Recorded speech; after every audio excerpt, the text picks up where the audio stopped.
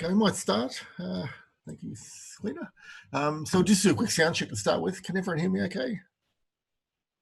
Yeah, all good. Okay, thanks, Amy. Okay. So we've got 3 people plus me, only got 4 at the moment. So only hopefully more is going to join. So last week we looked at generic methods in classes and brand new topics and some really important skills there to know, because you can shrink your code right down. And the whole trick was, if you find yourself writing code and then writing it again and just changing data types, stop, and think about generic methods. And if you're creating a class to handle one type of data and you're creating the same sort of class to handle another type of data, and then nearly identical or virtually identical, stop. See if you can combine them into a generic class. You're going to save yourself maintaining twice as much code, or many times as much code. It's going to save you reinventing the wheel many times. It's going to save you so many issues in the future if you do things generically. Okay, so we covered those topics last week, and I said this week we could spend on assignment 2. So the first thing I suggest we do is read the spec and highlight the keywords, which is so important, so important. Don't even start writing code till you've highlighted the keywords, really, and thought about some storyboards. We'll also talk about a question Wayne asked in a prior week, model view controller. That touches on what we're going to cover this week as well. And we might talk about some assignment 2 related topics like generics and arrays and ArrayList class strategy. Some techniques of file I/O. We might even discuss typed files. Okay, just to make things really clear, none of what I show you below is mandatory for assignment 2 as far as I can tell. So none of it's mandatory. You do not have to use it as far as I can tell. But it is topics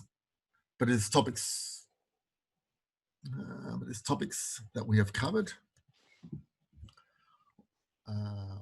And it's revision and recap, and includes topics you should be thinking about really and strongly considering using in your assignments. So even though it's not mandatory, it doesn't say you've got to use this, you've got to use that.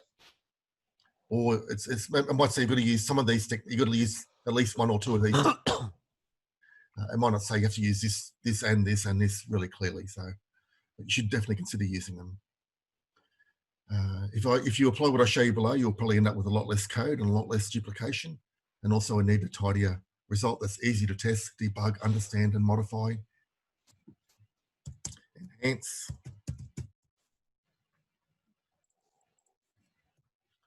and so on. So you'll end up with a lot less code that's easy to test, debug, understand. So let's start with the assignment 2 spec. And here's one I've started highlighting one already, so I might as well use this one.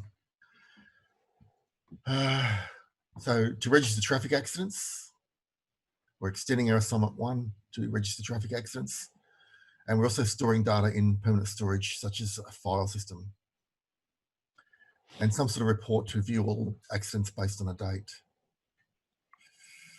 Okay, so some of these, we'll talk about these as we go, but some of these requirements seem a little bit conflicting. It says it requires a report showing this, but then it shows you a screenshot for something else. So we'll talk about that as we go as well. So assignment 2.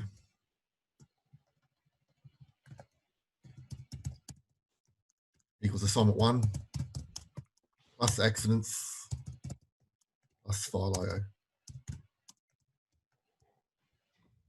Think of it that way. Okay. So when I worked on my model solution for assignment 2, or for assignment 1, that was quite a big step up from what we've done in the previous course and the course so far. It was a lot of work compared to the last term's assignments. Okay, so assignment 1 was a lot of work. Assignment 2, if you've done assignment 1 properly or fully, should be a lot less work. So assignment 2 for you, you should know where you're going. Adding accidents in should just be a matter of adding another data class and storage. And hopefully you've got a generic ArrayList class or thinking along those lines. If not, you'll have to end up with 3 ArrayList classes that are almost identical. and then a bit of file IO struct on it as well. So not a huge change really. Assignment 1 was a lot more work than assignment 2. Okay, so and also part of the reason assignment 2 is less work is that you should be a lot more experienced now with writing GUI projects. We've done so many, hopefully. Okay, so permanent storage, writing the data to text files, so reading and writing in other words. So it's not just owners, but it's vehicles and accidents as well. An accident can involve more than one vehicle, so it's not just an accident for one vehicle, but it could be many vehicles. The user enters an accident ID. It's not auto-allocated, which is strange, and that's a 7-digit number. So you've got an accidents text file to go along with that, an accident ID, a location, an accident date, a list of all the vehicles, registration IDs involved in the accident, and then any comments that the witnesses or whatever want to make about the accident. Okay, so location date could just be text fields, accident ID is a 7-digit number, and some comments, and then a list of vehicles. Okay, so here's some screens coming up to show you some of the some part of that functionality. So this might be at an accident screen. So you type in an accident ID, 7-digit number. The user's got to type that in. Might seem strange, and it does seem strange, but oh well. A location, a date, some comments, and then a list of vehicles. So you could have a little drop down there, populated with your latest vehicle data, and you could choose vehicles from that. And then go add a vehicle, and then select another vehicle and go add a vehicle, select another vehicle, add a vehicle, as many as you like. You should probably check that it doesn't say, but you'd probably check that the vehicle's only been added once. There's no point adding it 5 times. The spec doesn't actually say to do that, so you know, maybe you could argue on that one. And then show accidents could be a report that just shows the accidents, the vehicles involved, the comments, and so on.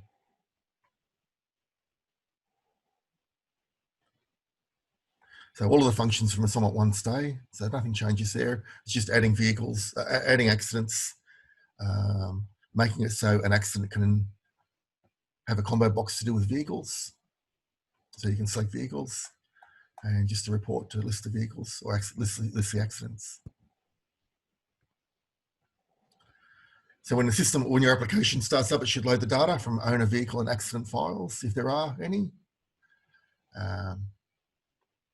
Should be able to also have a add accident menu option or button to collect data from the user about the accident, which is basically this screen here.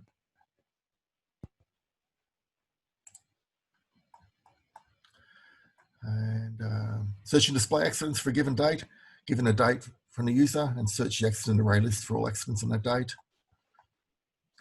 Here it's doing it by vehicle. So it's showing accidents by vehicle. That might be a useful thing as well.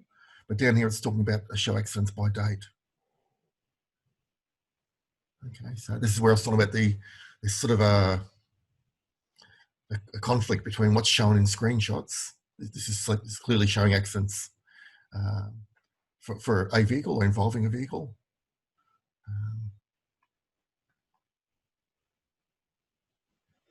Bit strange that combo box and how it's not listed there, but anyway, it's only a demo screen. And then display the accidents if found. And then save the data automatically like you did with the sum. Oh, no, you didn't. Save the data automatically. So when the user exits the program, if they click yes on that exit dialog, that's when you save the data. And so you must use exception handling. So you must use that this time.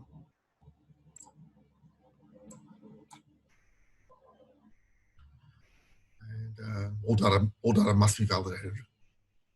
Okay,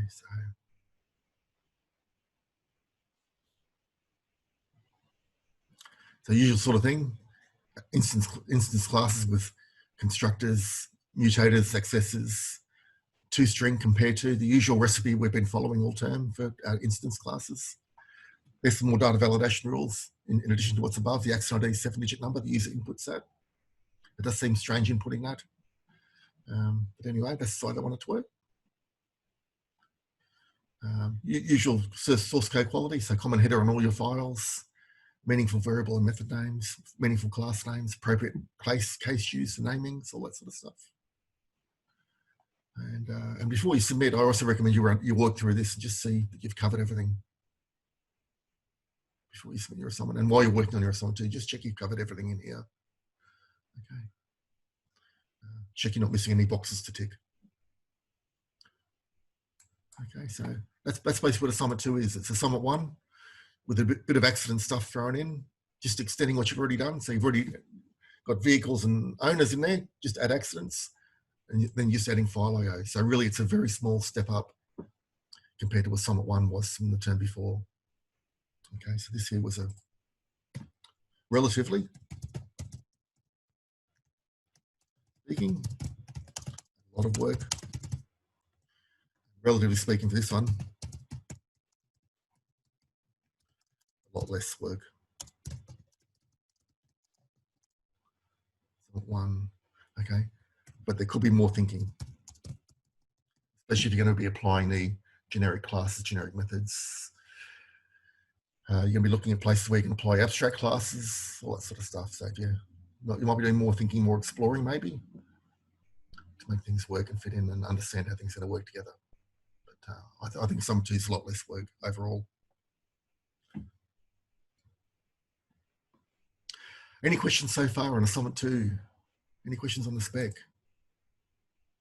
Anything not clear? Okay, so Nicholas has got a question there. Let's put that in. The search we use 3 J combo boxes, which is day, month, and year. Yeah. So however you want it to work, Nicholas. Yep, that sounds great.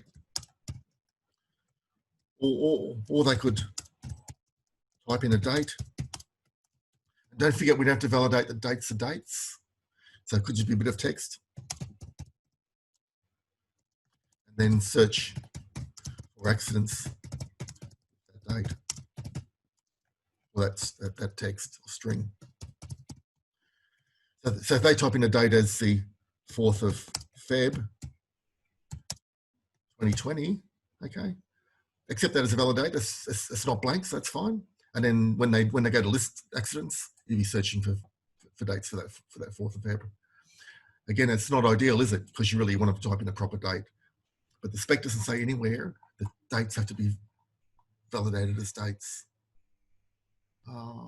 What's this? They're going to have that format. Okay.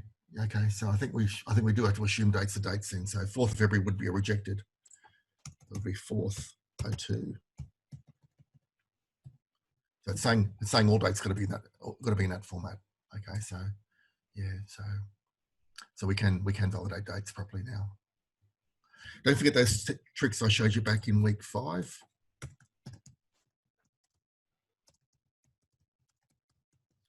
Where I showed you how to use a simple date format.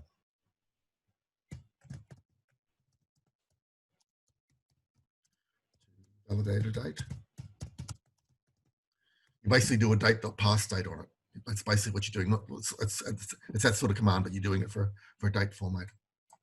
Okay, and I showed you that code back in week 5, so don't forget that code. You can just pass that through to a try catch, convert the date, whatever they type in, convert it to a date in this format. And if it doesn't work, display an error. Okay, so. Or else if you do use the 3 combo boxes way, that'll still work. You're probably going to find it's a bit more work to do 3 combo boxes because you're going to get data out of this one, that one, that one. But a little bit more work, but that'll still work fine. Yep. Good idea. And then you can limit it down to what they can select. So there's no real need to validate then. As long as they've chosen something in the combo boxes, it's fine. Any other questions on assignment 2 so far? Or on the spec so far anyway, on the spec? Any questions about anything?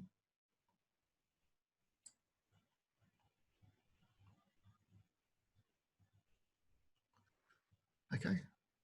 We've got 5 people now, 5 students plus me, so 6 people. Slowly increasing. Okay. So for someone to GUI, I'll give the same advice as I gave for assignment 1. I recommend you've got 1 JFrame class And you can use the show hide panels or the card layout I showed you back in week 5's lecture and the demo code I gave you. You could use multiple J-frames, but this complicates things a lot because you've got to pass data around between the J-frame objects. And I just recommend avoiding that. It's just overly complex for what we're doing. Just show and hide panels or use the card layout, even better. And I showed you all those techniques back in week 5 with full demo code and example code provided. So I recommend you do it that way.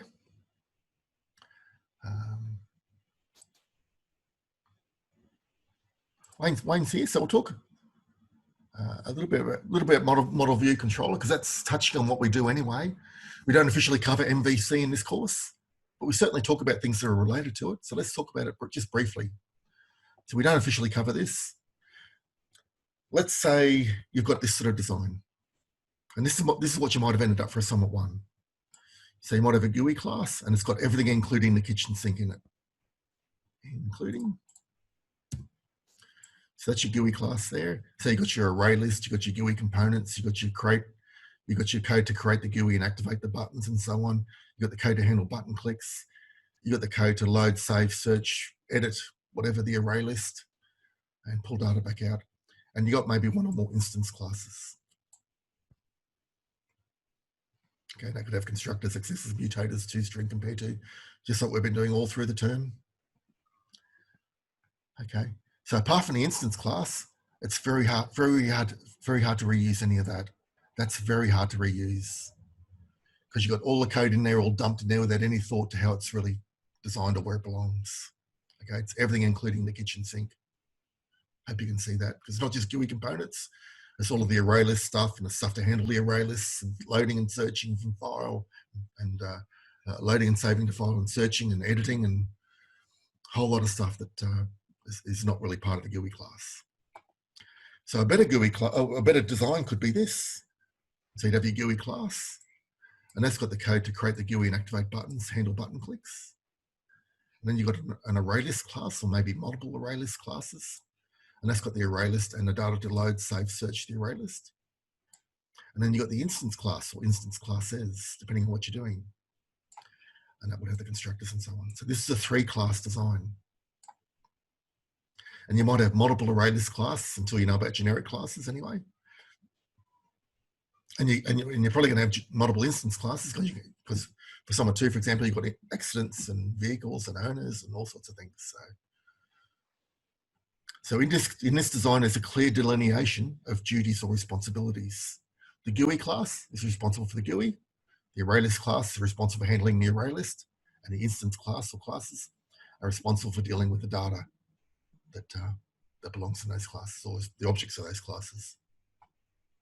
So the GUI class handles user interaction, and it displays the results or errors.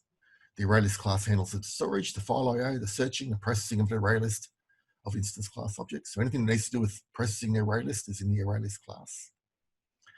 And the instance class has the code to handle a single object. So it might create or construct, validate, get, set, toString, compare to, all those sorts of methods we've been doing.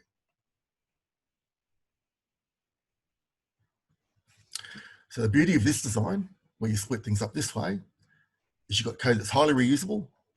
It's easy to unit and system test. It's easy to extend and modify. It's easy to code and understand because it's not all just lumped in one class. There's less dependencies, less coupling, lower cohesion, all sorts of things, and it's more generic. Okay. And if the array list class is a generic class, it can be used anytime we need an array list. Anytime we need to store objects of a class and do file I/O searching, processing, or whatever, we've got the array list there. We can always add extra methods to it when we need to. If we change from a GUI app to a console app, all we should need to change or replace is the GUI class. Everything else should stay the same. Okay, so if we change this to a console app, all we should change is this part. Nothing else should change. Shouldn't affect that at all. If we change from a GUI app to a web app, again, all we should need to change is that first class, the GUI class. Nothing else should change. That shouldn't affect that at all. Okay, so you can now see the beauty of that design. If we change from storing data in a database instead of files, all we should need to change is part of the ArrayList class that handles saving and loading of data. Nothing else should change. It shouldn't affect the GUI or the instance class. They should have no knowledge of where the data is stored or how the data is stored. It's only the ArrayList class that needs to know about that.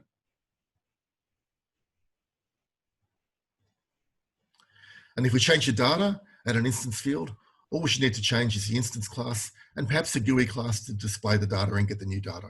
The ArrayList class, if it is coded right, should not need to change at all. Okay, so if we add any new instance fields, we might need to make some changes here and maybe some more mutators and accessors and change a toString, but that's the only class we need to change. And maybe we need some space on the screen to display that data. So maybe that's changing as well. Get the inputs to that data, display that data, that sort of thing.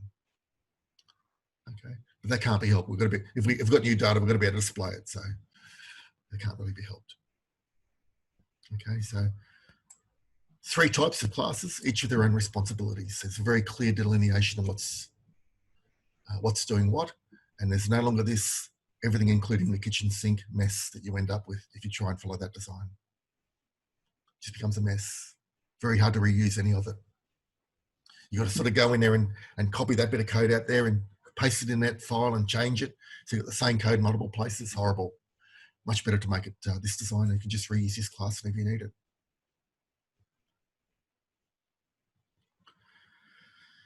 And that's basically what MVC is about, Model View Controller. So with Model View Controller, you've got a model, which is your data classes or your instance classes. And with a view, that's your user interface. That's responsible for getting input or displaying results or errors to the user. And the view shouldn't do any real processing at all on its own. It's just a basic shell of a GUI with some buttons hooked up to maybe methods in the controller class or controller classes maybe. Okay, and the controller is the brains or where the real processing's done. And then our code, our design up above, that's the ArrayList class. Okay, so you've got Model View Controller. That's what it's all about. So even though we haven't been talking about MVC directly, and we don't officially cover it, we've still certainly been talking about all the related topics for it and following that design without mentioning that it's MVC.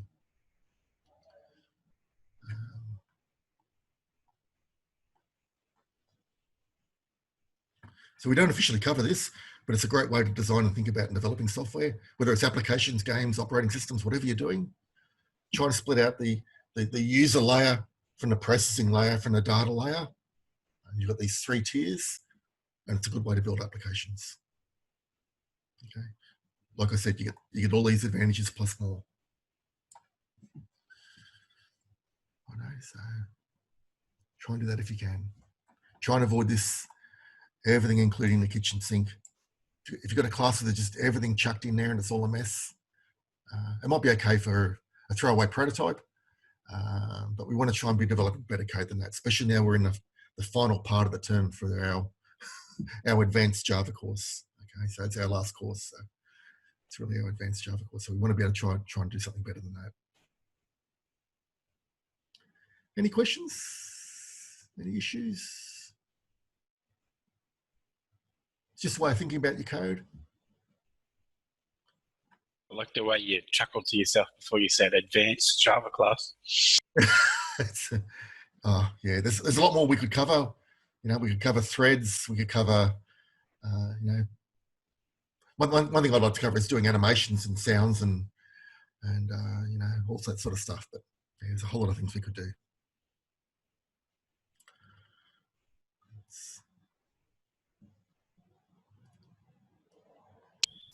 So I guess I'm sort of like, I understand the concept of this, but the trouble that I have is sort of getting my head around a way to like properly separate them. Sure. And probably for the first few times you think about this sort of design, you probably will start off with that. Okay. And then you'll go, okay. And a good thing to do when you finish the project, go or got to a stage where you're thinking you're nearly finished, go through it and see what you can do better, see what you can rearrange, especially if time allows. And And if you find yourself moving the ArrayList stuff and that sort of stuff there into another class, and then the buttons just call the methods in the other class, then that's a much cleaner design. And it also shrink your GUI class down a lot as well.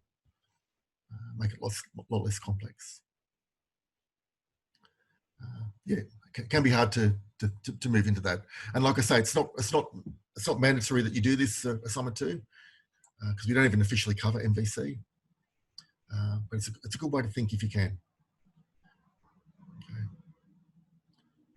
Try and move towards this design where you got the clear delineation of responsibilities. It's much cleaner, much better design.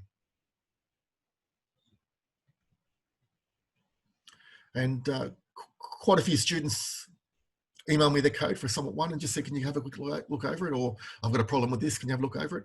And quite a few students did this design for assignment 1. So people are thinking of it, although we didn't have the load and save back then. We just had the search and the whatever.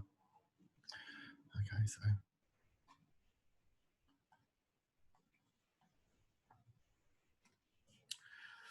Okay, so we might move on. Talk a little bit about generics, and we'll talk about ArrayList again. So this is following on from this. We'll talk about this some more.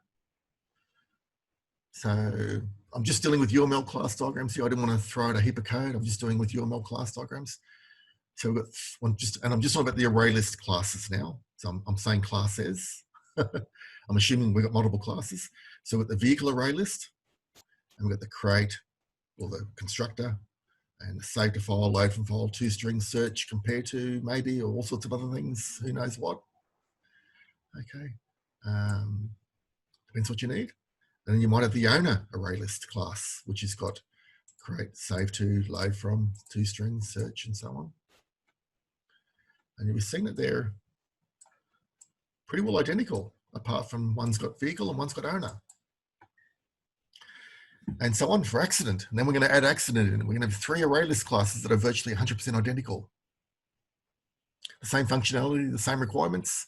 As soon as you see that sort of stuff, there should be alarm bells going off in your head. Ding, ding, ding, ding, ding. Generic classes, generic methods, stop. Okay. Should be thinking about those sort of things. Okay, so if you find yourself writing the same code and just changing data types or just changing a couple of little things, that's when you've got to think about generic classes. And again, like I said, it doesn't say generic classes are mandatory. You should certainly be able to try to apply stuff. It doesn't even mention them in the assignment spec. Okay, but you should still be trying to apply stuff that we cover in course, because we spent a whole week on generic classes and officially a whole week on generic methods. I combine them into one so that we can have more time to talk about them this week.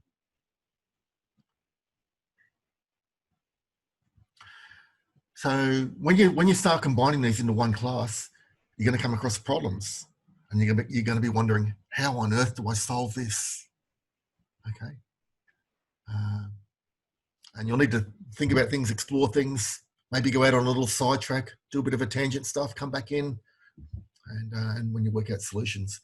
So let's look at one problem you're going to come across when you do combine them, and that's with search. Okay. Or save to file or load file, it's all the same sort of problem. How are we going to tell this generic search method to search by owner or whatever when it is for owners? When your generic ArrayList class is a generic ArrayList class of owners, and for vehicle license plates, you search for vehicle license plates or whatever when it's for vehicles and so on. So how are you going to tell a search method to search for different things? It's a generic method in the generic class, so it won't be of owner, it'll be of T. And so how will you know what to search for here? Okay, so there's various ways to do it. You could use instance of. Okay, so inside your search method, inside your generic class, you might have a loop or whatever, and you've got a search string you're searching for in your array list. And how do you know what to compare to? Okay, well, if the object that you're searching for is an instance of owner, then you're going to, the compare string you want to compare to is owner, convert object to owner, and then get the owner name or whatever you want to search for, owner license number, whatever it is. Okay. Else, if it's object's an instance of vehicle, then you want to get the vehicle data. Else, if it's an accident, you want to get the accident data. Okay. And that might look okay. That might seem okay. The problem is, what if we need to make this a generic class? And what if we're using it in 50 other data classes or instance classes? We have this sort of mess going on inside perhaps multiple methods. When we load, when we save, maybe. when we search, maybe. Okay, so pretty sort of horrible code to have to write if you're going to use it. If you want it to be generic, it's no longer generic. You got to come in here and edit the class and tell it what to search for whenever you want to use it for a new class. So it's not really as generic as it could be. Okay, so it's a bit ugly. For each data class, you would need to add an else if. So for each data class you want to use the ArrayList class with, you have to have an else if. So I say boo, ugly, hiss to that one. Might seem like a good idea, but it's not really.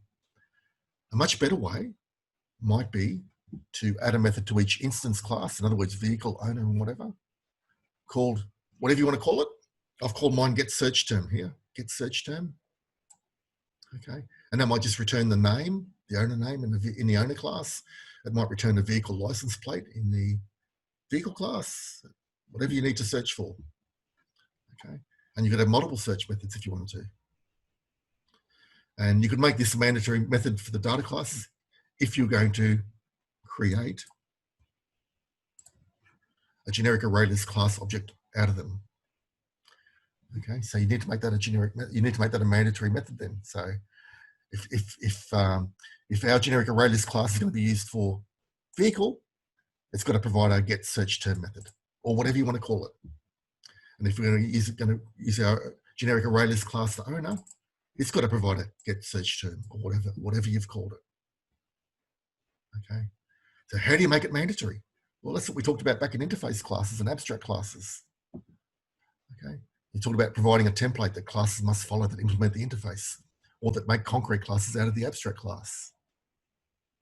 Okay, so that's what those classes are for.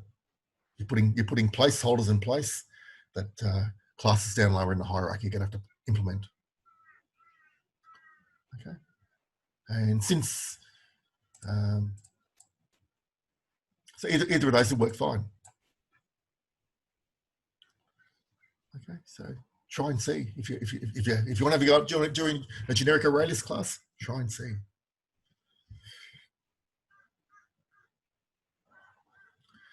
So all of these things fit together like a jigsaw. There's a reason why we cover these topics. You know, we covered abstract classes in one week and interface classes in another week. There's a reason we do it. It's because they all fit together like a jigsaw.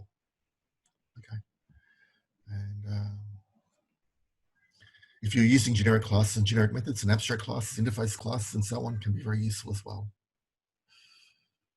So have a think about it if you go down this route.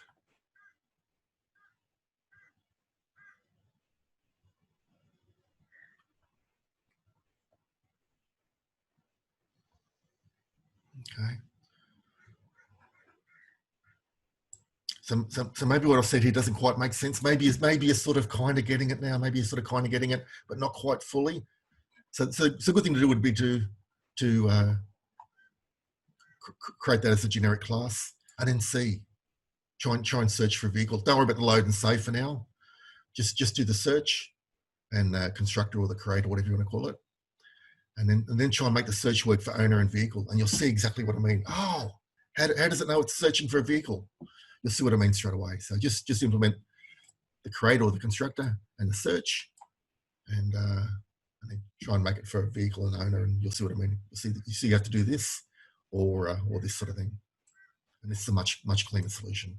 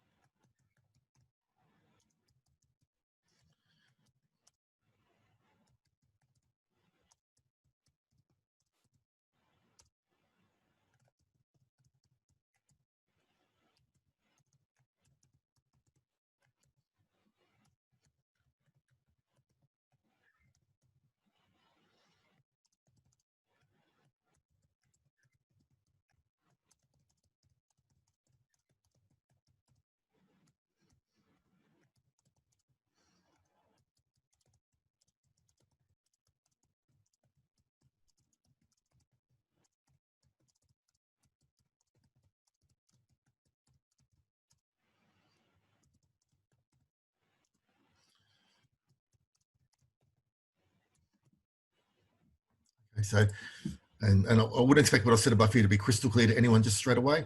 But if you follow those 3 little steps, create, if you follow those 3 little steps, it's only a little bit of code and you'll see what I mean straight away.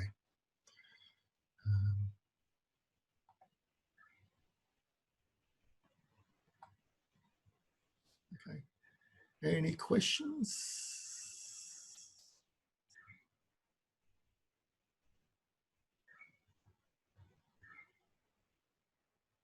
Okay, no questions. Let's talk a little bit about file I/O. Okay, so this is just pseudocode. This isn't the real code. We've already discussed the new code in one of the lectures this term and also last term. So if we're reading a data file into an array list of objects, this is the sort of code you're going to need to write, and this is pseudocode. We're going to open a file, loop until end of file, read a line of data, and if you saved it as tab separated, so it's all of the fields for a record on one line, then we're going to split the data up into an array of strings based on tabs. And as soon as you need to do that sort of stuff, remember good old string split by tab, beautiful little command, and that gives you an array of fields on the line. And then you can create whatever you need to, vehicle owner, whatever, from that. So you create an object of vehicle, whatever file you're reading. If you're reading a vehicles file, you create a vehicle based on the data coming in, and then call a constructor to do that. And then you'd add the object to the array list. And keep looping until end of file. Then when they get to end of file, you close the file. Okay, so hopefully that's not scary to anyone because we've covered this already. This is just pseudocode though. So if you're doing that sort of thing, why not add a constructor to your data class or instance class, to vehicle owner or whatever, that takes a string of tab separated data and creates an object based on that string. You could do that as well, maybe. So your code would then become this: open file, loop until end of file, read a line of data, create an object, add it to the array list. So say you're doing the split commands because you've got a constructor that handles it. Just suggesting this is a way of shortening your code again. Maybe making your instance class more powerful and more useful and more reusable, and reducing processing in the array list class, wherever you're doing this.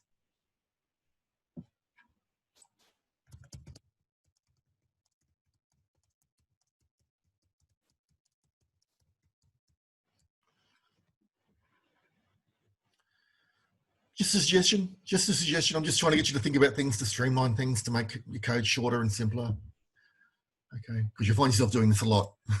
if you got all your data, multiple fields per line, you'll find yourself doing that a lot.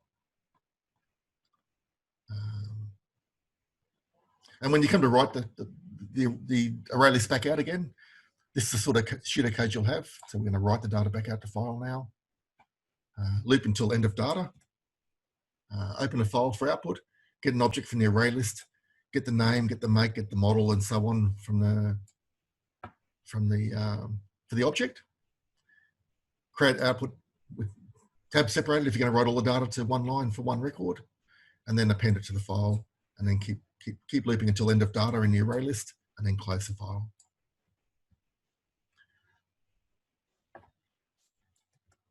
Okay. But this code's a lot like the code that displays the objects in the text area. Okay. This is your sort of code that displays the data in a text area. Loop until end of data, get object from array list, get make, model, etc. Create output tab separated, append it to the text area. Okay, so that's what you did for Summit 1 to display the data in a text area. Something very similar to that. And it's almost identical for writing it to a file. So can you combine the two? Can you merge the two somehow and save yourself a bit of code? Okay. The only thing that's changing is the destination. It's going to text area or file.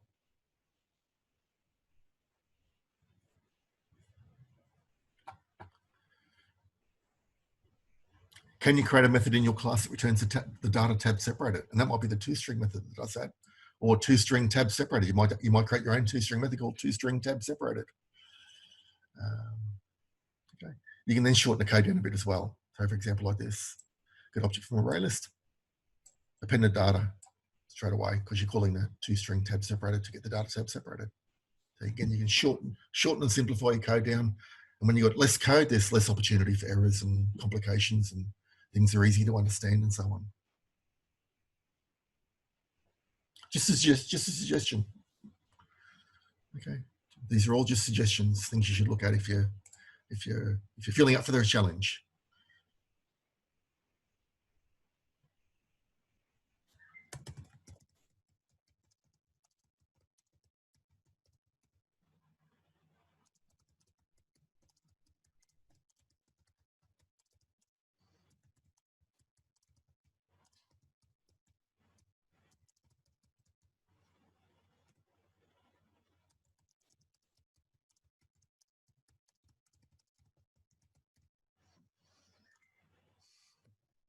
If you feel up to the challenge, because I realize not everybody's at this level, you know, where maybe instance classes, and oh yeah, instance classes are easy, interface classes, yeah, no worries, abstract classes, I'll eat them for breakfast. I realize not everyone's at that level, so it's really if you're feeling up to these things. If you think you can do it in your assignment, hey, have a go. Okay. Any questions on what I said above on the trying to simplify and shorten your file I/O? Any questions?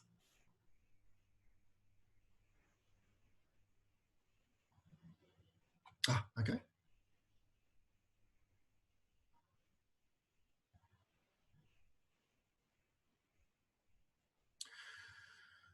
Okay, so question there from Nicholas.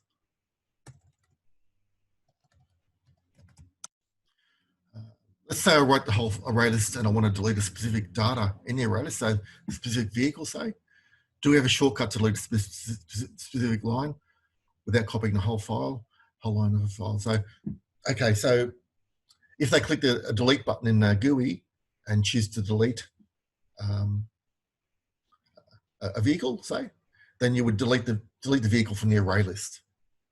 Okay, and then when you go to save the file, you'd save that array list as it is now. So whatever data was there originally, you'd overwrite and just save the new array list as it currently exists. So if you had an array list with 10 records, 10 vehicles originally, and they deleted 5, you'd only be saving 5 out when they exit the program at the end of that time. Okay, so don't go to the file and delete the data. The master copy's in the array list until you exit the program, then it's saved to file. Okay, so.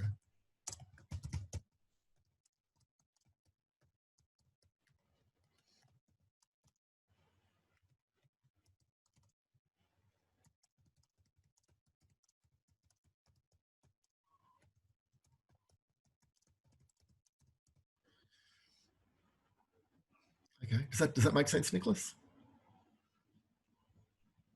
Okay, good one. Okay, I'm going to show you a little shortcut now that hope's okay. Again, it's another topic we don't talk about. We don't officially cover these. We used to, but type files. It's a beautiful thing, type files. But we don't officially cover this. But it's just a very small step beyond where we've gone. So I just thought I'd show you them quickly because some students have discovered these and are using these in their assignments this term. So I've seen the code already. So some people have been emailing and said, can we use these? And I said, yep, as long as you're happy with it. And also the assignment 2 spec says writing the data to appropriate text files, and really type files are not text files, they're binary files. So you might be conflicting with that a little bit, but I think the marker would be so happy using type files, they wouldn't penalize you for that, surely. I couldn't imagine it happening. As long as you're reading and writing the data from file, that's fine, I'm sure. So type files allow you to just write or read objects to a file. There's no need to convert the data to strings or tabs or whatever. So you write the data to file in its native format. So if it's a date, it's getting written to the file as a date object. Okay. If it's a piece of graphics or an image or a video, it's getting written in that binary format as well. So you can have a class made up of all the different sorts of data, employees and sound effects and whatever, and you can just write the data out to file. Okay, and when you read it back in again, Java knows what's what. It knows that's a date, and it knows that's a name, and it knows that's a an employee or whatever. Okay, so let's have a look. And anyway, it sounds like it might be complex. It's really very easy. It's actually easier than what we've done with writing tab separated data to file and reading tab separated data back in again. So type files allow you just to write and read objects to a file. There's no need to convert the data to strings and tab separate or whatever you need to do. So it just gets written to data, just gets written to file as an object. Okay. So let's create some vehicles. Vehicle 1, vehicle 2. Let's create a file output stream and an object output stream. And inside the try block, I'm constructing the file output stream. I'm going to write the data to myfile.dat. And then the output stream is a wrapper around the file output stream. So we're going to use the object output stream object to do the writing. Okay, so the file output stream and then a wrapper around it to make it more efficient. Then we go, whatever our output stream object is, write object vehicle 1, write object vehicle 2. Okay, and that's it. And then in the finally, we do the closing. Okay, to make sure everything's all tidy. Okay, and if there's been any errors up here, OS might be null. So you might need to say if OS is equal to null. If OS is not equal to null, then close it. And if FOSS is not equal to null, then close it. Something like this. If, and close it. And if FOSS is not equal to null, close the FOSS, the file output stream. And you've got to make sure you do them in that order because they're opened in this order. File output stream, then object output stream. So you've got to close them in the reverse order. Make sure you close the object output stream first and then the file output stream. They must be closed in that order. Okay, so keep that in mind.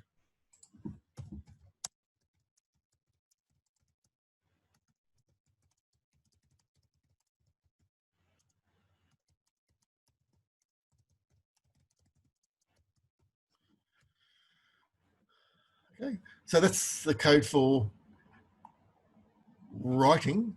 And so that's just splitting the data up into tab separated data, calling the get methods or whatever, and writing the data out to file. We just write the object as a whole. Okay, and then for reading, much the same sort of thing, except we're dealing with file input streams and object input streams instead of the output streams. So we're going to read from myfile.data, create an object input stream object, wrap it around my file input stream, my fizz object. And then reading the first one, object equals OIS, object input stream dot read object. And if it's a vehicle, I can set my vehicle equal to that object with a bit of typecasting. And reading the next object, and if that's a vehicle, I can set my vehicle 2 to that object. And then finally as well, same thing applies with the closing.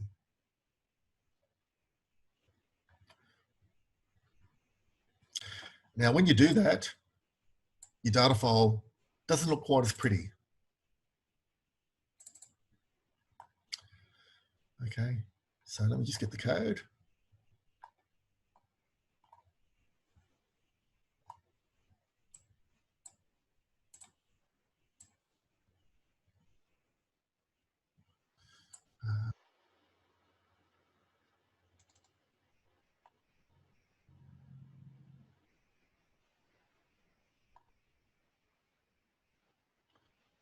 There it is.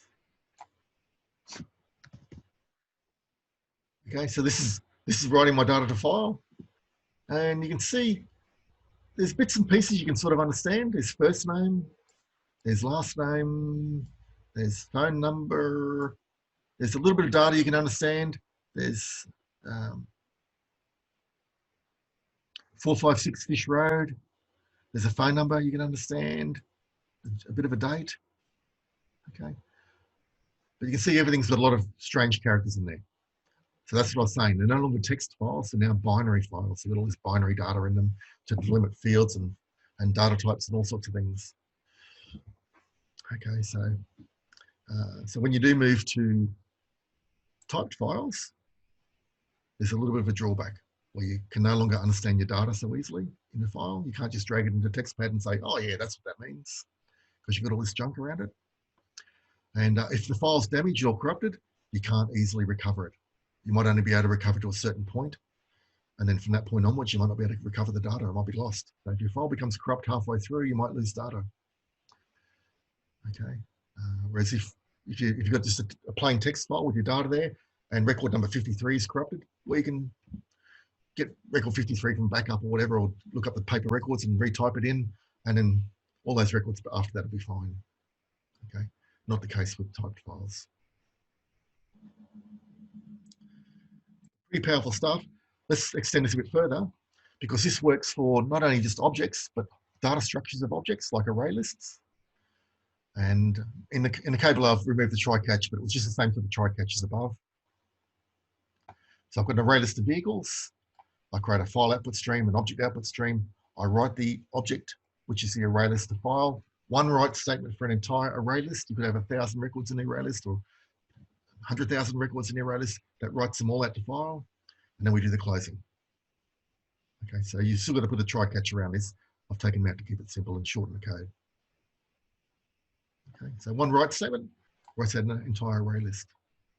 You can also do the reading as well, with just the reverse that, using file input stream, object input stream. You can read the entire array list and file with one read statement. Don't need to split it up by tabs. Don't need to worry about converting it to objects. Don't need to worry about all the messing around that goes around with reading data from a file. Just read it in as one array list. Done. So pretty powerful stuff.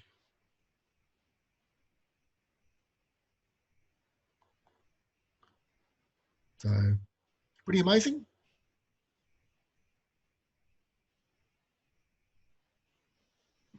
Okay. There are some drawbacks, like I said. You cannot drag your file into TextPad to understand all the data. It will contain strange binary characters. If the file is damaged or corrupted, it can be much harder to recover the data because of the binary chars. You might have to write special code to recover or extract what you can. You might only be able to recover to a certain point in the file, and then from that point onwards, you can't recover. It becomes a lot harder. When you deal with type files as well, we're really need to talk about other things as well, like serializable, and that's a whole lecture in itself. But if you're feeling, like I said, if you're feeling confident and you're up for a challenge and you want to reduce your code down, shrink your code down even further, have a go at type files. They're brilliant. One line of code to write out an array list instead of loops and conversions and pulling fields apart and writing them tab separated and all that sort of stuff.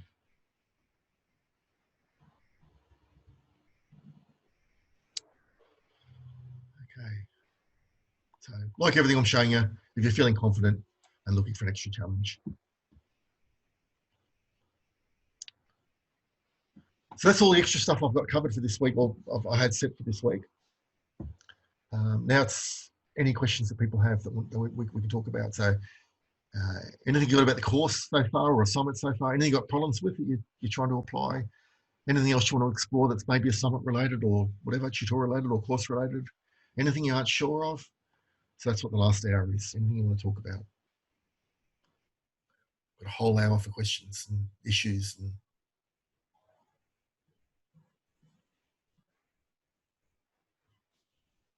if you want to write some code together, we can write some code together.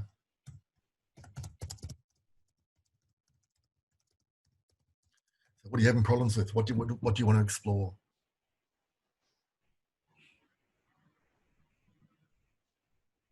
We've got 6 people plus me, 7 altogether.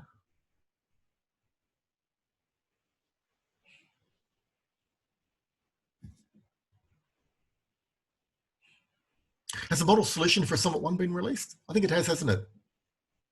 I think it has. Yes. Yeah. Okay.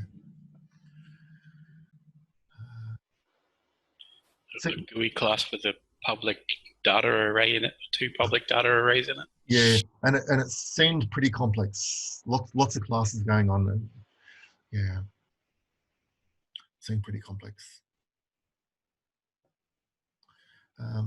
I haven't actually run the assignment code, the assignment solution code, but I always work on my own solution so that I know what sort of problems you're going to have and what questions you're going to have, and I had examples in class.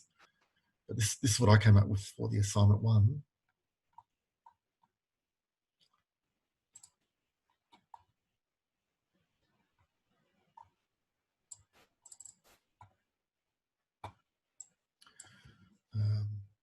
And you could display all vehicles. And I didn't use a text area. I used a thing called a J table, which is just a nicer way to display stuff in columns, but J text area works just as well. You could display all vehicles, or display all owners, and display all vehicles, and have extra columns for the different types of vehicles. You could create a new vehicle, and the inputs would change based on what you selected. And when you click create, you could either save or preserve the change or cancel. And if you cancel, it would say, "You sure you want to cancel?" And you could edit an owner, like edit and then enter an owner name, enter an owner license plate. And I can't remember what they are, so I'll cancel that. 100. You change it to a corporate owner or whatever you want it to do, and change any fields you like. And click save.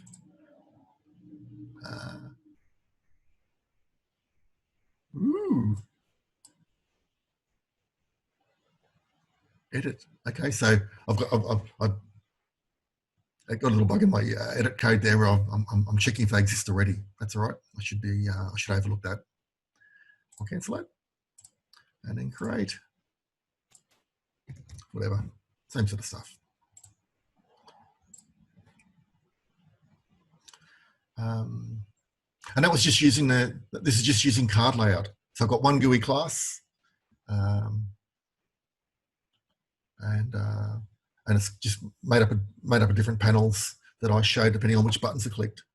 And then if they click a button, I just determine which other buttons need to be turned off. Like if they click create for an owner, then I turn off all the vehicle buttons. Okay, and I turn off all the owner buttons apart from save and cancel. So by doing it that way, by turning off buttons, you can save yourself a lot of issues with validation and things going wrong. You can force the user to down certain paths if they do a certain action. So they've got to leave this clean before they can do anything else. They can't just enter half a customer or half an owner and then click display all, for example. Okay, you don't want to be dealing with those sorts of issues. They make things too complicated.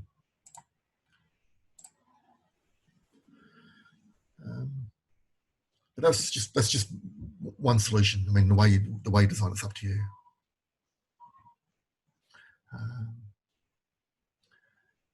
Yeah. Any questions on anything for Summit 2? Anyone got any Summit 2 questions or anything course related? Anything you aren't sure of? Do you want to write some code? Do you want to write some code together? Anyone got any problems on certain topics? And we'll try and write a bit of code now and flesh it out. Well, I'm still the stuff you talked about today with like using generics and maybe interfaces, and I'm still sort of like, I understand the concept, but the idea of how to actually implement it all together is I'm still sort of struggling to get it. Sure. We can do some of that if you like. Let's do.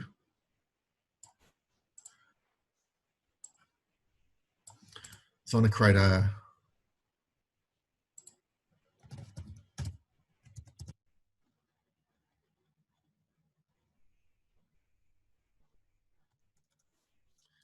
You can't call your ArrayList class ArrayList because there's already ArrayList in Java.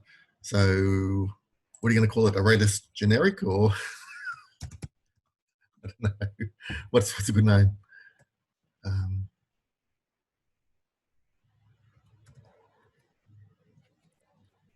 So if people want to follow along, I'm just creating a file called ArrayList generic, public class, ArrayList generic, and we're telling Java it's a generic class, so we put the T there.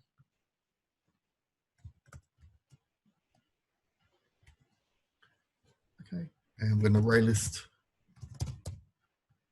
of something. I'll see if you can work out what to put there.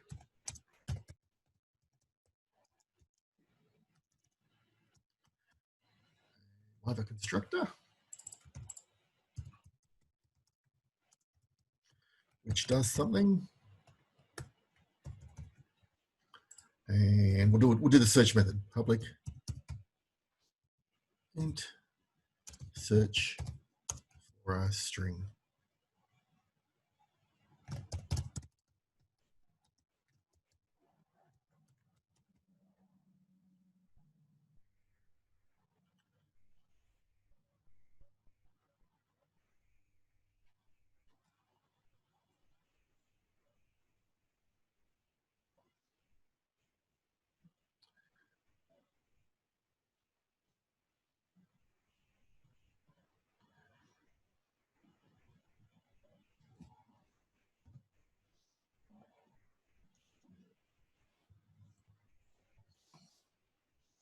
Is everyone with me so far?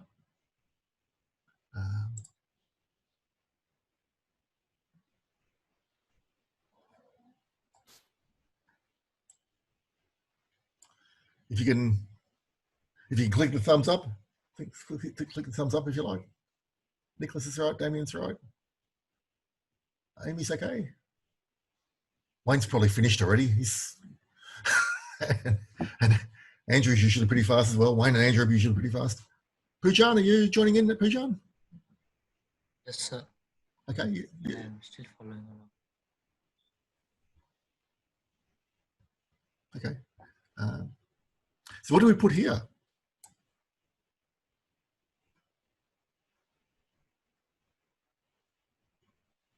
If this is an array list of vehicles, we'd put vehicle, wouldn't we? But it's a generic array list, so we just put T. Okay. And you can say equals new array list here. You can do that there. And you can put T there or leave it out. After Java 7, you can leave it out if you want to, but I still like putting it in. T. Okay. Or else what you can do is you can move that part there down to your constructor, which I think is a little bit neater.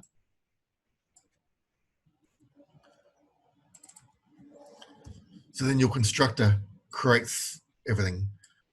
It's declared up here, but then created down here in your constructor. I think that's a little bit neater, but it's the same thing. The compiled code behind the scenes is exactly the same, whether you create it here or here. Okay. I just think that's a little bit neater. Your constructor is then creating the data for the class and setting it up properly. Let's do a search.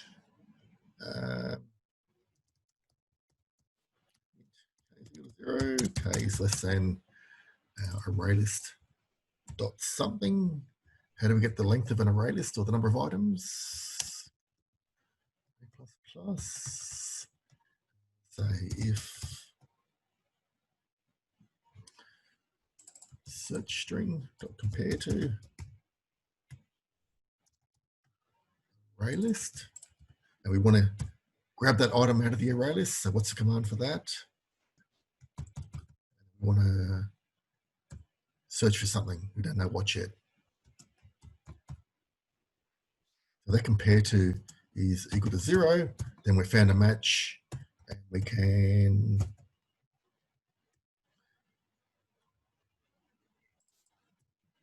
int result -1. So if that result to -1, that means not found. And then if we find a match, we can set result equal to the current index. And then return the result. And just like we often do here, as soon as we find a match, we want to exit the loop. So I'll set K equal to something to exit the loop.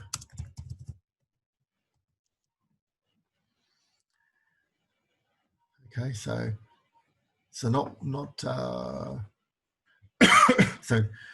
not Wayne, but somebody else. How do you tell the number of items in an array list? What's the command for that?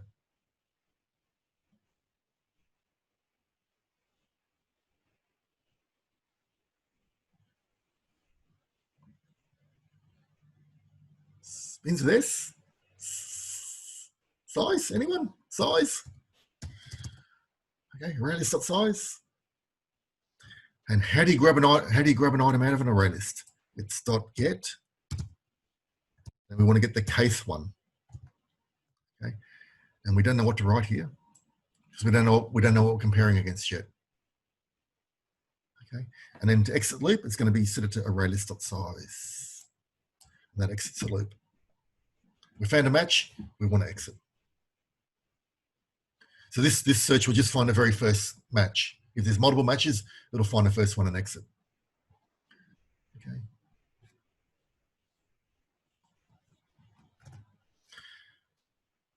So we can't compile yet because we can't do that. We don't know what that is. And we also need something at the top here. What do we need at the top to make our code compile?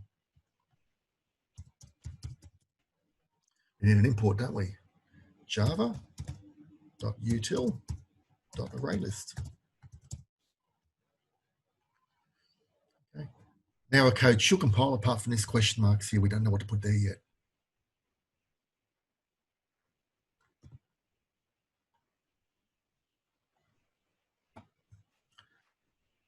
Everyone with me so far? Any problems? Any confusions? Thumbs up if you can. All good? Okay, everyone's good? Good. Thanks, Sammy. Everyone's thumbing up. Yep. Righto, so let's now add a data class. So we'll add a zoo. We've got a zoo of animals, say. I don't know, just mucking around. Zoo sounds good. .java. And this is our instance class. Class zoo. And private string species common name, and then we'll have a constructor.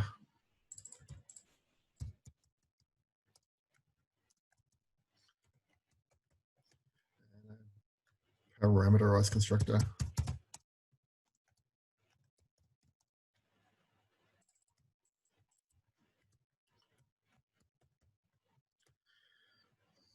Do this trick, this dot common name equals name. And we'll do the call the parameterized constructor from the default constructor trick up here. So it's this followed by nothing, just passing it through to the parameterized constructor. And what else do we need? We'll have a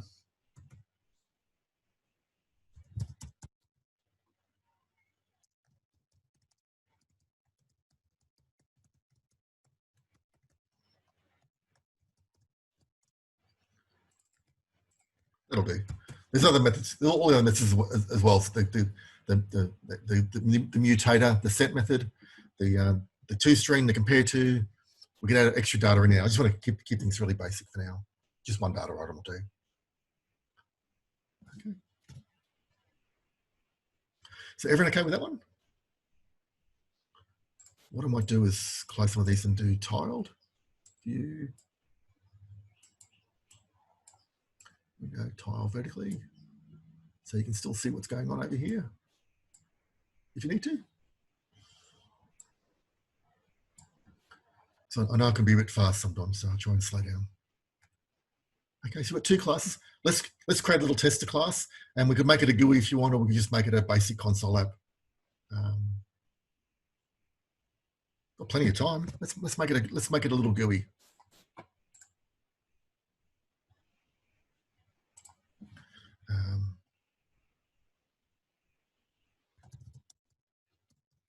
I'm going to call mine the Zooniverse. Mine's the Zooniverse. If you want to just call it main, you can call it main.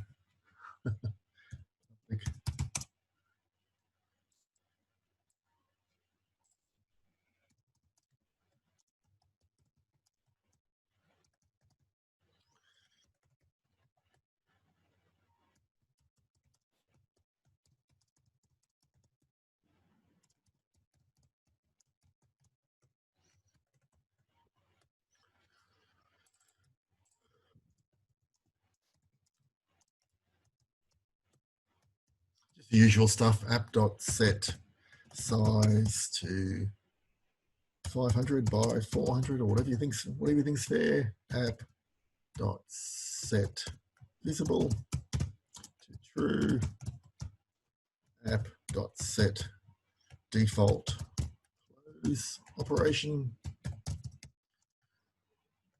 to jframe dot exit on close, and that'll probably do us. Usually set visibles last, but it doesn't matter. And we need some imports. Import java.awt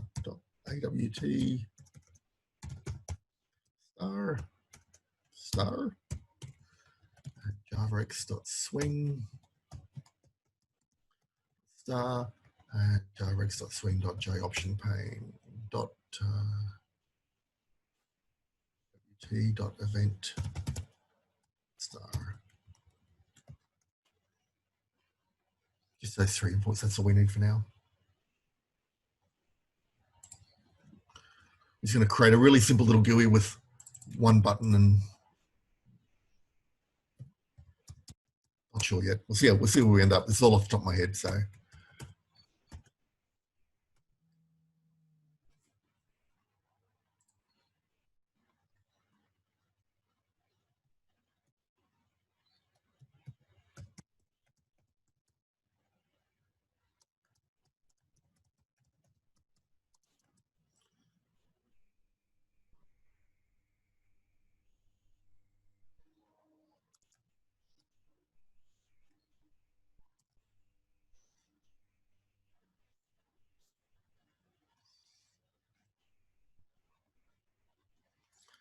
I'm just going with grid layout because we're going to have a bit of data there to show. I'm just going to try and show it as easy as I can. Maybe 2 columns, 4 rows, 2 columns. Yeah. See how we go. We might need more later. Private J label. No, let's avoid labels. J text field.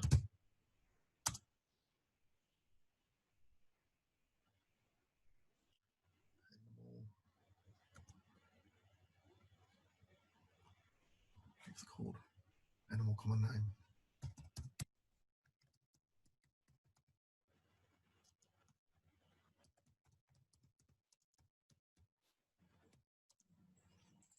Let's call it whatever you like.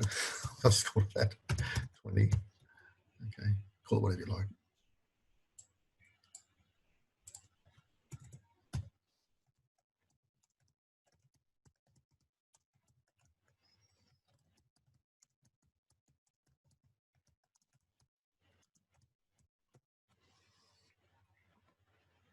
What's that technique I'm using there? Anyone tell me what that is? Just adding it straight to the interface. What's that called?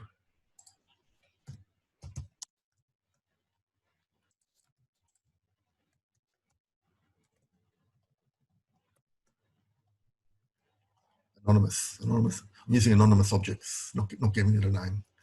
I just want a label there. I don't care what it's called. Just add it to the user interface.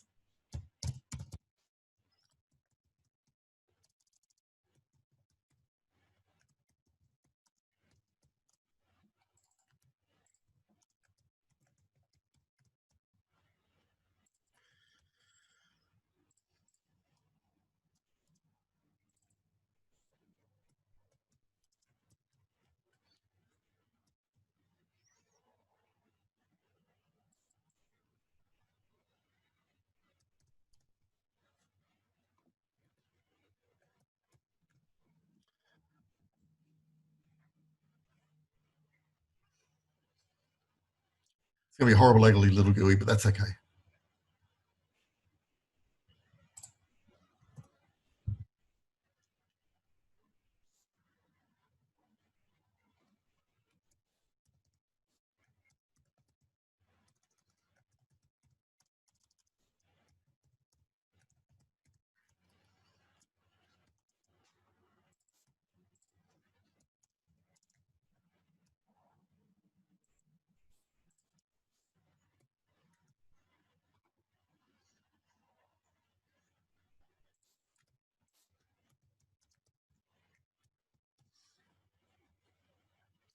So we'll use the results label to display the results of the search.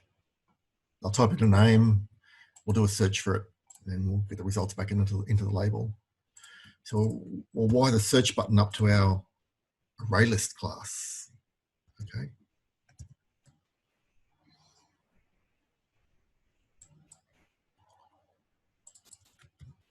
So let's create an ArrayList generic object. Generic. Zoo. And I'm going to call it my zoo lowercase.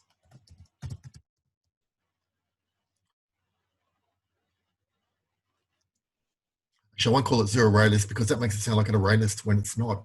It's a generic. It's an ArrayList generic. So I'll just call it zoo for now. If we call it zoo ArrayList, we might be tempted to call get and size and all that sort of stuff on it, but they're not methods that are available. Okay. Yeah.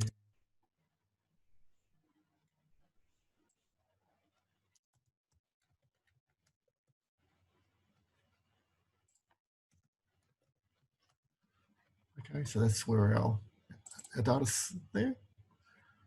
But all of the operations to deal with that data are over here in this other class. It's only got search so far. It's only a silly search, but that's all we've got so far. So search button dot add action listener. We're going to do a search.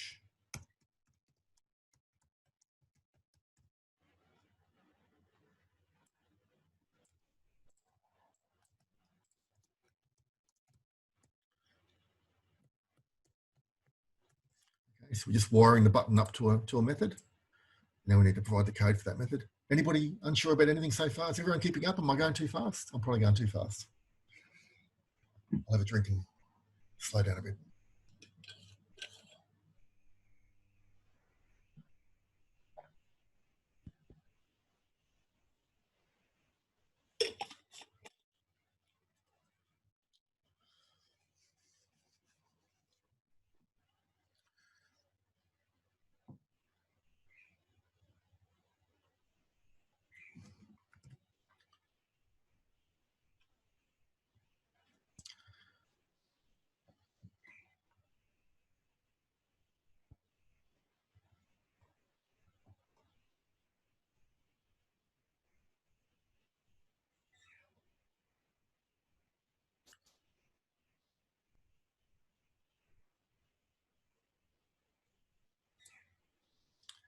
Okay, is everyone okay? Anyone behind or anyone need more time? Show thumbs. Okay.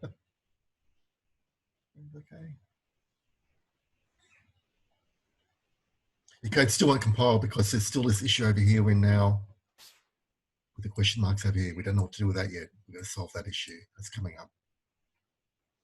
Just do a basic GUI, then we'll move on to that.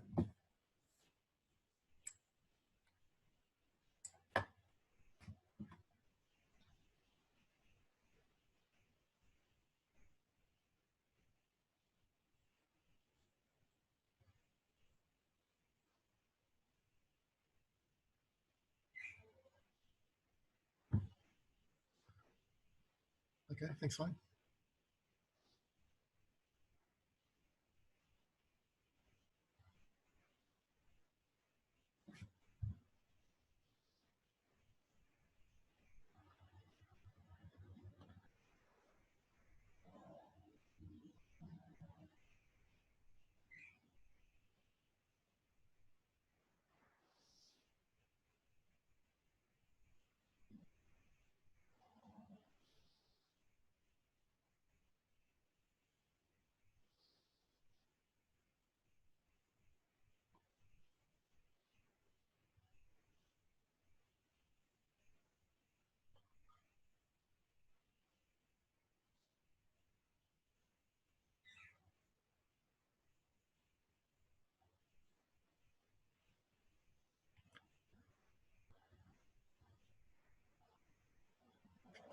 People still typing?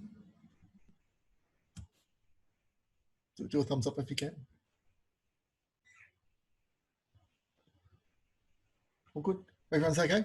Okay, thanks, Pujo. I think everyone's okay. Okay, so we need to now write the code for this button or this method here. Okay, so private, make it a private method, void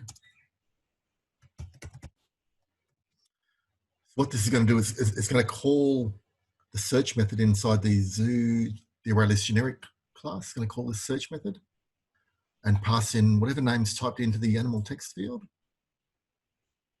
and get the result back and store the result in this label. So it's going to call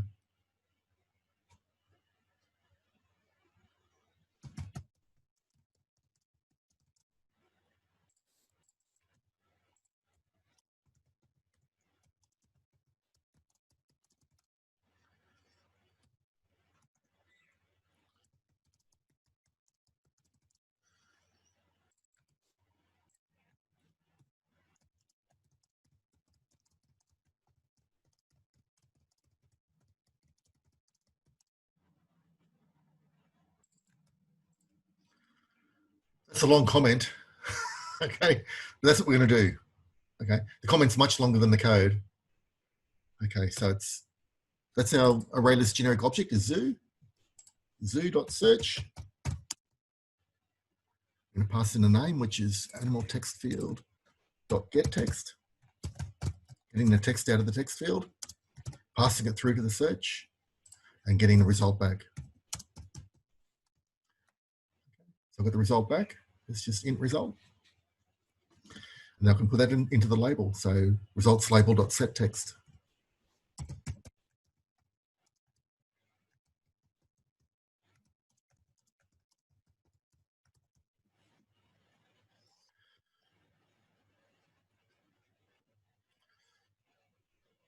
Okay, so that's all it is. When this code here contains the GUI class contains no brains. It's the ArrayList class that's doing all the work, which is calling the ArrayList class methods.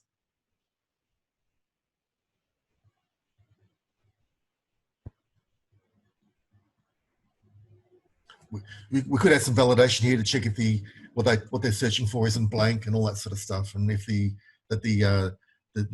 zoo generic ArrayList isn't empty. We get all those if statements at the top. I'm just showing you the basic code. I don't want to get bogged down with complexity with validations and all this. Okay.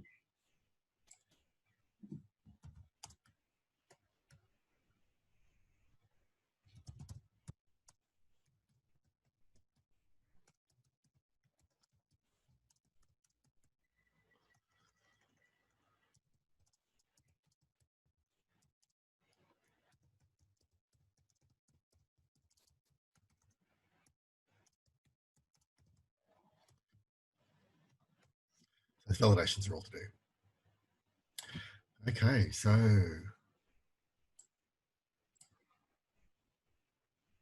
a look at our zoo class.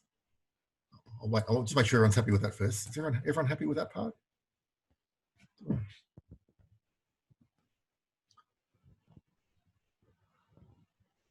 still waiting on some.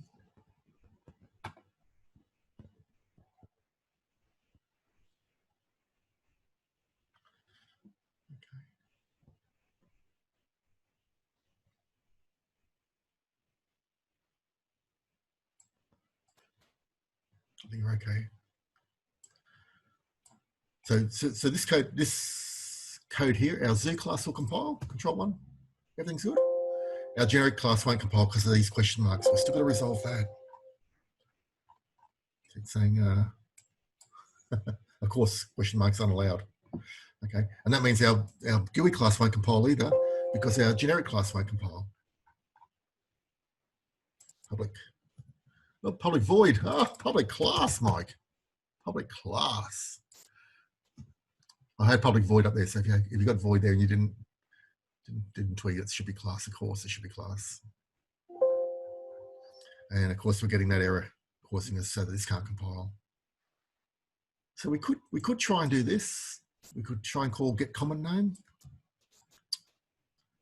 Get common name. Okay. But it's no longer generic, is it? It will work for zoo, but it won't work for employee. It won't work for vehicles. It won't work for owners. It won't work for anything. Okay, so it'll only work for our class where there's a get common name method. Okay, so that's where I was suggesting that you add another method, just a generic method called get search term or something, whatever you want to say, get search item or term or whatever you want to say, and just return whatever you're searching for. And then any class that you make an array list of, or a generic array list of, would have to have that method there return something to search on. To get search term, that's a much better name than get common name. So that's all added, just another method there. So now we've got two methods returning the same data. That's okay. It's quite okay. Files. Here we get an error. Cannot find symbol get search term. Okay, so we've joined a few of the dots together, but we still haven't joined enough of the dots together. We need to make it so that Java knows that any class T that we make an array list of has got that method in it. Okay, so that's where abstract classes and interfaces come in. Our code still won't compile. Okay, so we need to do something that says that reassures Java that any class that we're making a generic array list of will have that method. Okay, so we're sort of thinking about templates or forcing classes to have methods. Immediately think of interface classes or abstract classes. And let's use an interface. They're really easy. Let's just use an interface. And I'll call it probably a horrible name, but I'm going to call it my ArrayList generic interface. My brain's gone blank and I can't think of any other words that make sense. So that'll do for now. ArrayList generic interface. Okay. That's the name, ArrayList generic interface.java.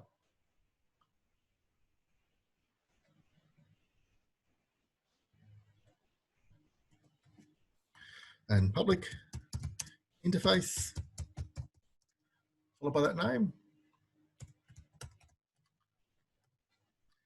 And we just say int get search term plonk.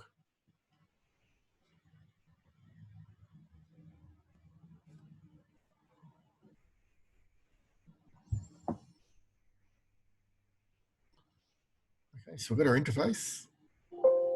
That compiles. The interface is really just very short bits of code, very short. They're like classes but with interface there. Very short bits of code. You just specify the methods you want. Really, that's all we use it for. Specify the methods that must be implemented. Okay, so let's now make it so the zoo implements that interface. Implements that interface. So zoo class now implements that. That code should still compile.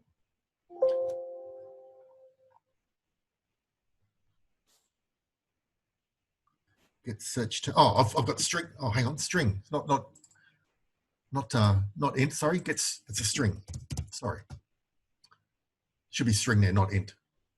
Okay, everything's fine. Our zoo compiles. Here's our interface. That's string followed by that. You don't put public or private in front. Just leave it blank, and just a semicolon at the end. No curly brackets.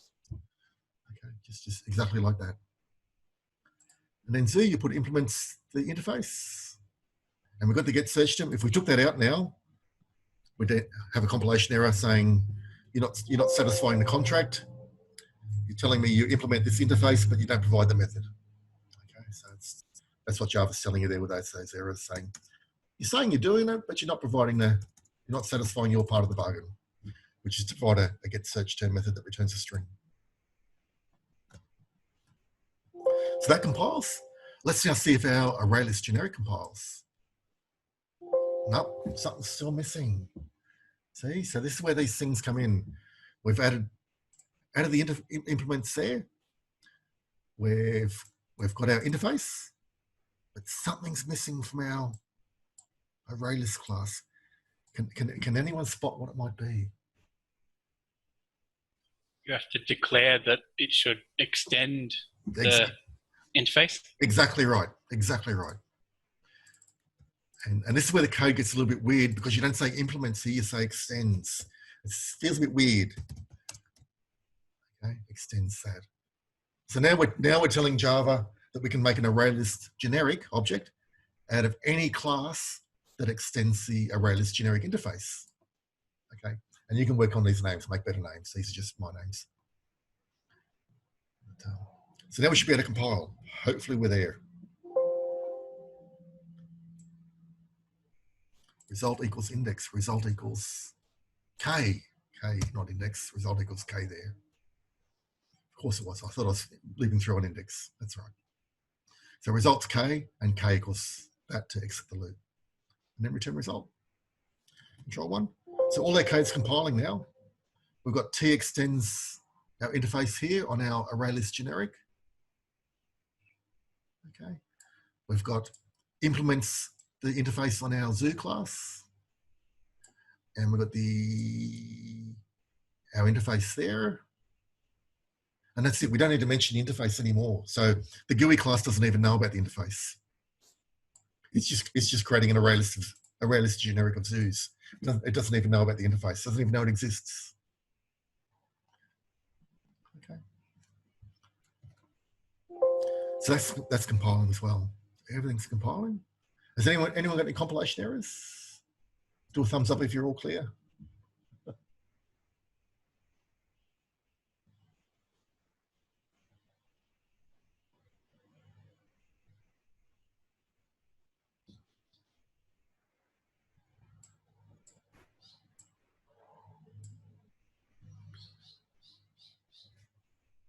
Nicholas is good. Good on you, Nicholas. How you going, Amy? You okay? Good, good. Excellent. Thanks, Amy. Andrew, are you joining in, Andrew? You've probably done it, or you've probably finished the thing already. Andrew is one of the people that asked me if he could use type files, and I said, oh, yes. I was very pleased he found them. I think, Wayne, you got an error? Damien, how you going? Pujan? Damien's okay. Damien, Pujan, are you okay? Yes, sir, all good.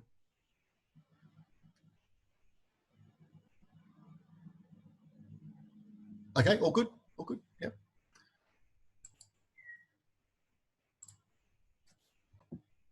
Yeah, I'm okay. I'm just fixing typos. Okay, righto. Yeah, that's right. I had a typo there, result equals index, and I had public void on my class. Oh, God. Oh, dear. It's easy to do. You're thinking about what you're going to write in 10 lines time, not what you're writing now sometimes. But. Okay, so let's run our code and see what happens. And I'll type in the name, lion, and search. Result -1. Lions. And we haven't actually got a button here to add data to our array list. So let's now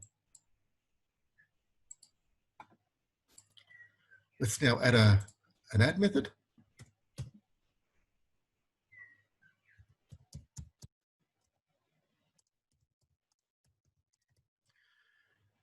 And we want to pass in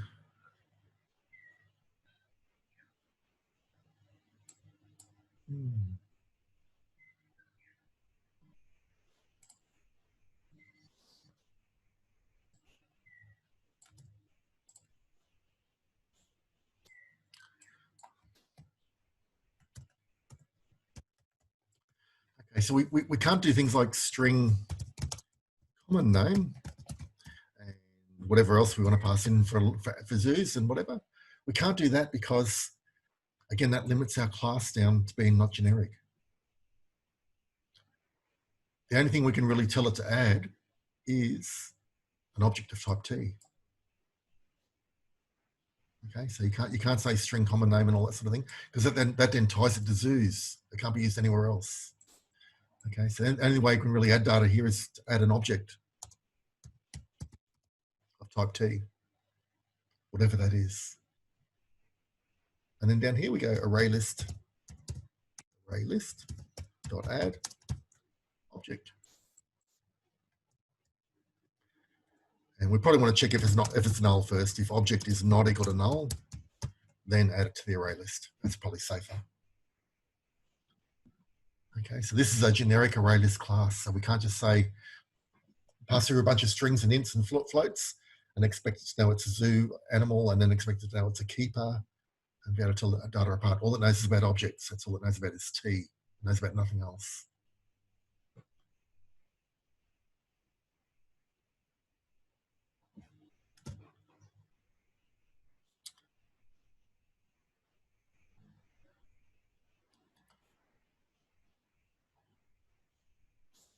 Okay, so when we create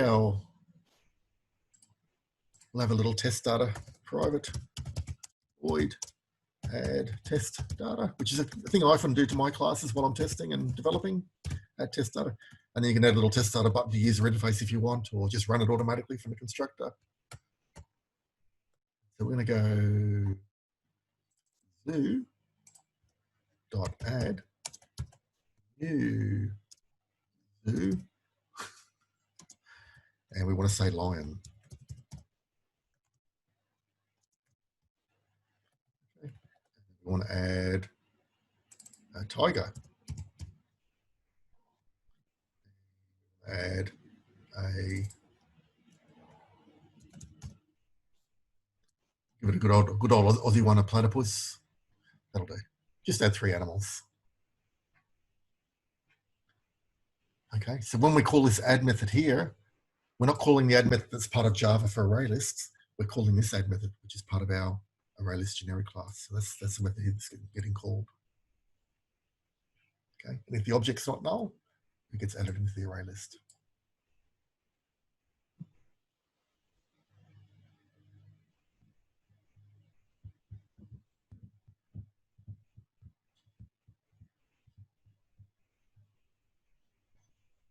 Now we just call add test data when we, at the end of our constructor, just up here, yeah, up there is fine. At the end of our constructor, we'll just call add test data. So we've got some data in the array to search on. Okay, so I've added this code here in, and this code here.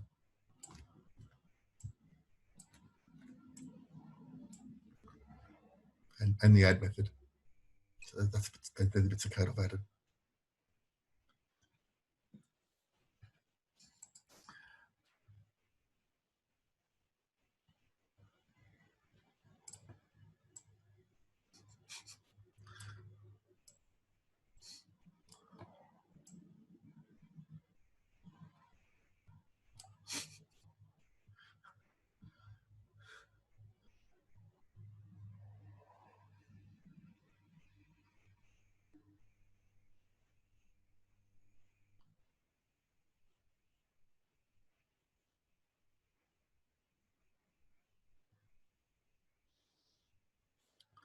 Okay.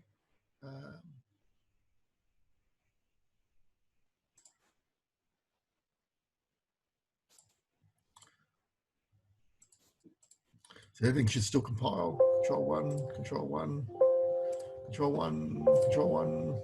Everything's compiling okay. I'll turn in the sound of that because it must get annoying. And we'll run it and see what we get now. So Control 2.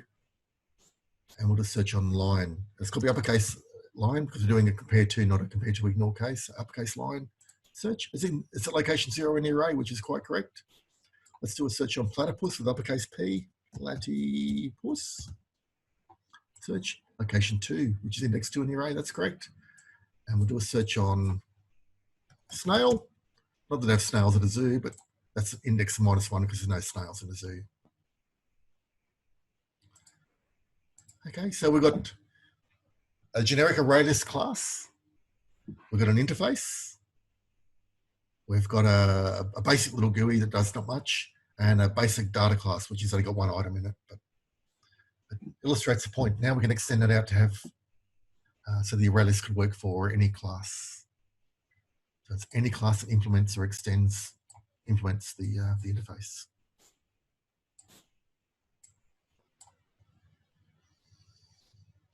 Okay, so pretty cool. So if we added save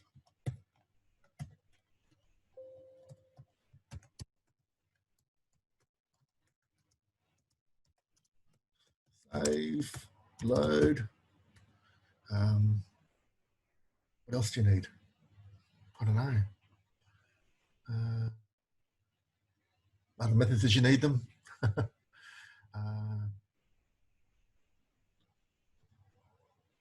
ToString.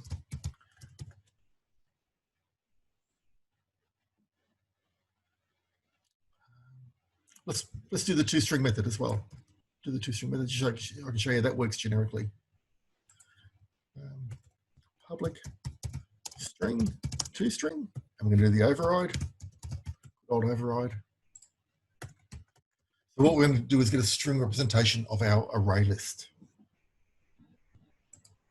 Okay. So we'll go for same for loop as that.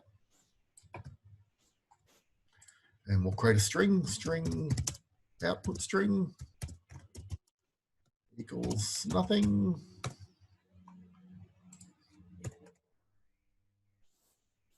String plus equals, we get the automate the array list dot ToString,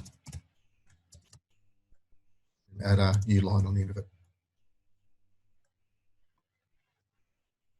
Okay, so we're just looping around creating a big string containing all the data, which is calling our ToString method for our zoo in this case, and whatever other objects we've got in the array, we're calling the ToString for those.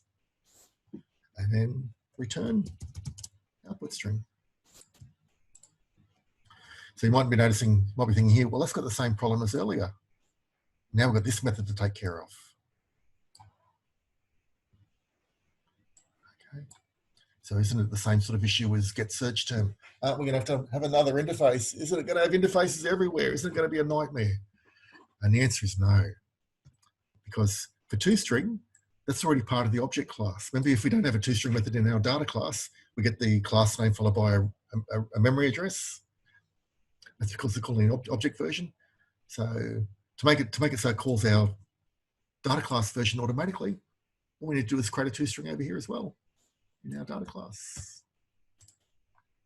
ToString. So that's why you always do a ToString. And it's just going to return all we got is common name at the moment. That's all we've got. So common name. We've got 3 methods all returning the same thing, but that's fine because ToString will probably change as you add more data. Okay, so quick recap.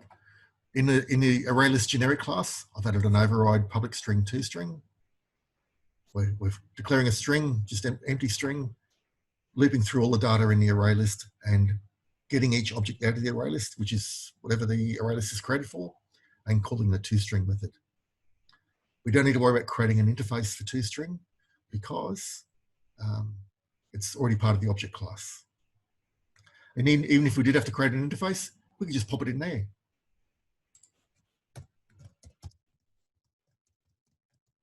We could do that, and that's fine. You can have multiple methods in there, but we don't need to do that because it's already part of the object class. Oops, it's parent of all classes in Java. Sorry, back again. Back again. So that's creating a string of all the data in our array list. Then we've added the ToString method to our zoo, which is just returning common name. That's the only data we've got. And then Zooniverse, we need to call that.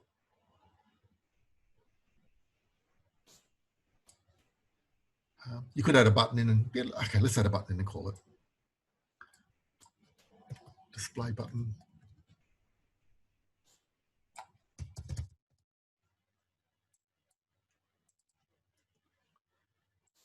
Display all.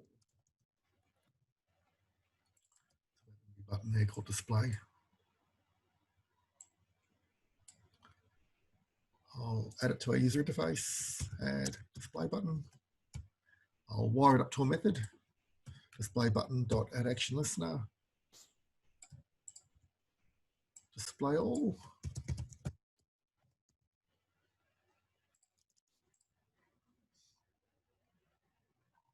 So we've got the button,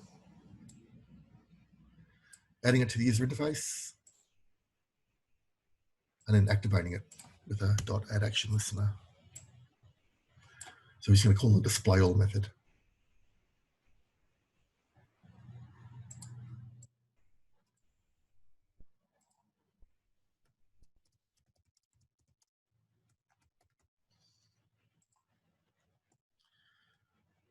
I want to show, because I don't have a text area there, I want to show mine in a JOption pane message dialog, JOption pane dot show message dialog. You could show it in a text area or whatever you like. Get the zoo.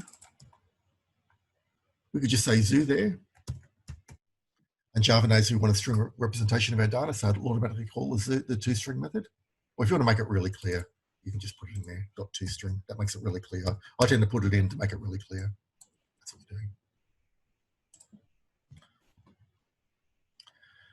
And that should be it for display all. It's only in a dialogue, but that's okay for what we're doing. Control 1, everything's fine. Control 2, display all. And there's all the animals coming out.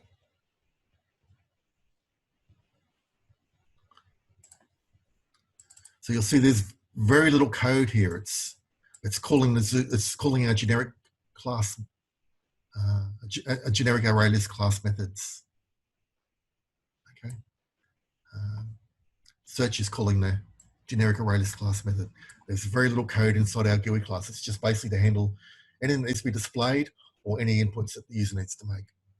And then it passes them off to the ArrayList generic class usually. Okay, so that all helped. Did that make sense? So a little bit of interface work, a little bit of generic classes, and with this now, you're well on the way to having a single ArrayList class for Assignment 2 now.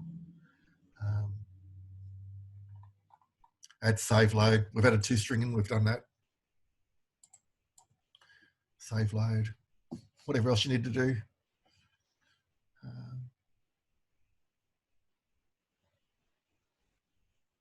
Yeah. The trick is to try and make it so this class doesn't know about the data it's dealing with. It can't. It can't know about zoo. It can't know about keepers, or it can't know about locations of zoos or anything like that. It's just working with methods it knows about through interfaces like that one, as that knows about get search term, or through the Java class hierarchy, which is where toString comes in.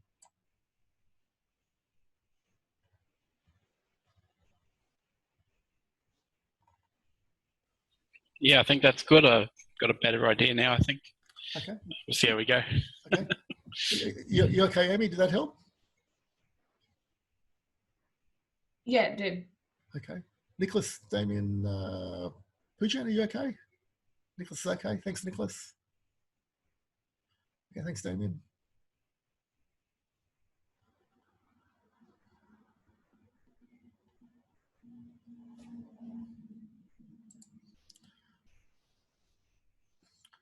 So we did quite a lot. We created 4 classes. Admittedly, only 2 lines really, but we created 4 classes in 50 minutes or so. So that was pretty good going.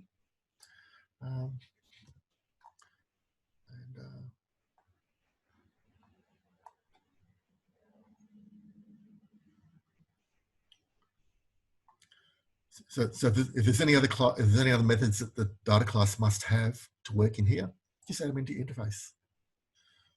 You might need an edit method or an update method or something like that if you're editing data.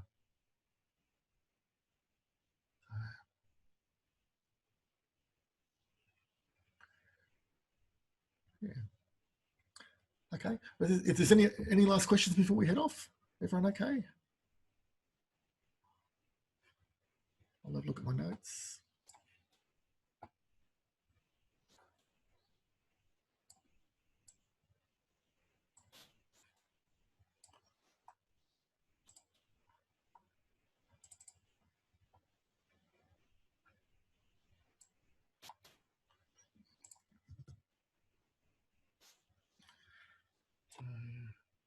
Generic success array, ArrayList strategy, file IO, type files.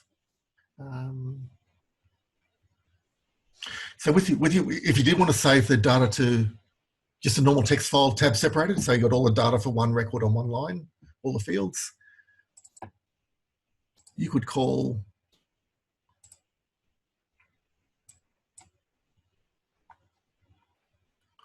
you could call the ArrayList, generic ArrayList toString method and get the output, and then just write the output to a file. Just write that output string straight to a file. Okay, because it's got all the data tabs separated already with /n's between the records. So say if you're doing that splitting up, I'm just trying to find shortcuts for you. So if you did add a save to file here and you want to save it comma separated, just call toString to get the data comma separated and open a file for output, write it, close it.